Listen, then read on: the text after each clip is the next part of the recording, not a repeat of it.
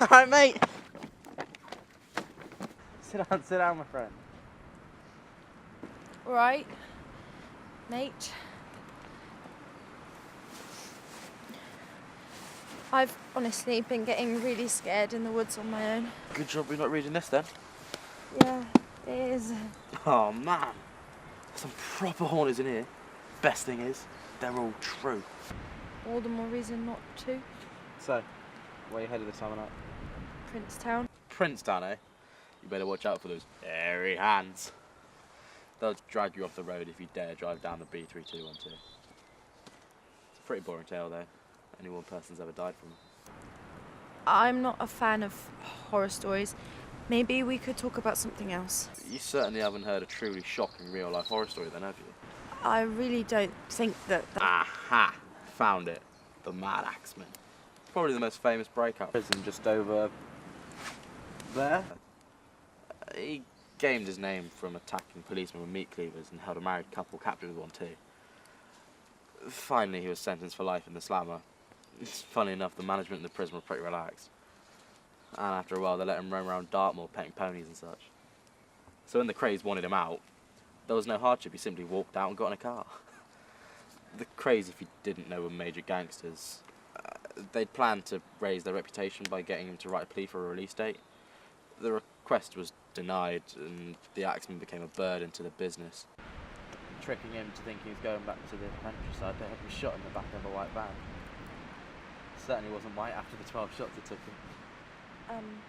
Well, thank you for that tale, but... I haven't got to the good part yet. His spirit was strong. Yeah, he died up in London, but his heart was always for Dartmoor. His spirit is said to still be around to this day. That's quite a sad story. Maybe He's an axe murderer, don't feel sorry for him. And plus, I still haven't got to the good part. Okay, sorry. The anger for his killers, towards the authorities, and jealousy of those who truly roam free on the moor, drives his spirit against those who actually roam the moor. In fact, a mate of mine was in these here woods on a night not so long ago. He was strolling through the woods and he heard a metallic scraping noise. The noise stopped and he continued on going through the woods on the hunt for firewood.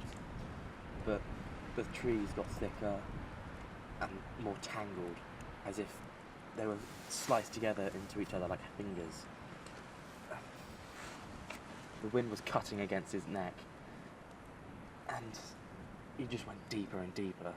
And then he heard a sharp crunch underfoot.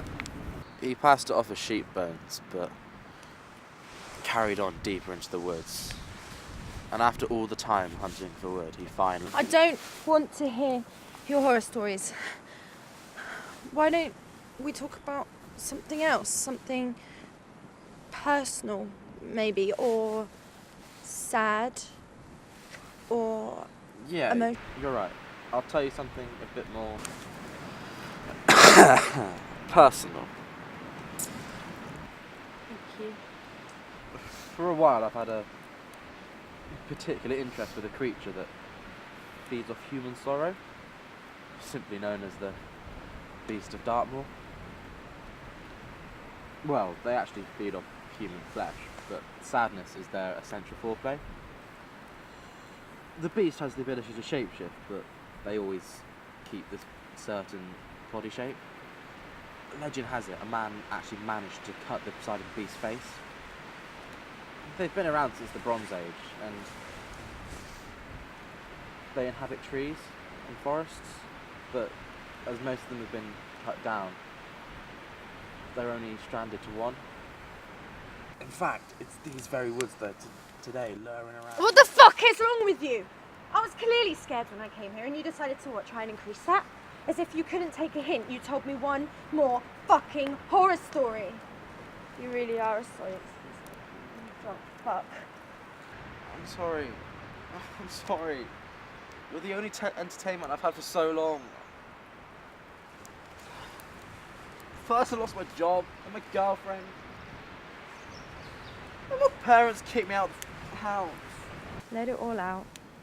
Let it all out. I spent my last 200 quid on the stupid camping equipment. I've been out for a whole fucking night, I can't stick it. And my dog. Go on. My dog drowned in a bog. No one might be an appetizer for the...